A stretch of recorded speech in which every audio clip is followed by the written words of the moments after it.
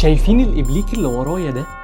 الإبليك أو الأباجورة أو أيا كان المسمى بتاعه ده بيشتغل بدون كهرباء، بدون أسلاك، بدون أي توصيلات أو تعقيدات في تشغيل. أنا معايا منه قطعتين هكسبهم الاتنين من اللي بيتفرجوا على الفيديو وهيكملوه للآخر. من ساعة ما ابتديت أعمل محتوى وفيديوهات عن حاجة الكهرباء كلها، ناس كتيرة طلبت مني إن هم بيكونوا أوقات محتاجين حاجة تشتغل وتدي إضاءة بدون أي أسلاك أو توصيلات أو أي حاجة. وبصراحة أنا لقيت الاختراع ده عند واحد من أصدقائي المستوردين، ولو عجبكم ممكن اوفره في الاونلاين وفي المحلات عندي. الابليك او الاباجوره ده بيشتغل ببطاريه وبيجي معاه الوصله التايب سي، بيكون عباره عن قطعتين، القطعه اللي في ايدي دي والقاعده بتاعتها اللي هي متثبته ورا دي، وبيكون فيها مغناطيس في الظهر بتاعها بحيث انك تقدر تثبتها على القاعده بمنتهى السهوله بالمنظر ده كده. وبيجي معاه الدبل فيس بتاع التثبيت بتاعه. في ميزه زياده كمان في القطعه دي، هي ان فيها سنسور حركه، بحيث انك مثلا لو مركب القطعه دي في طرقه او في اي حته، مجرد ما بتتحرك قدامها بتنور وتديك ضوء هادي. وكمان لو انت مش عايز تشغل السنسور بتقدر تتحكم فيه من الزرار اللي تحت، اذا كان كده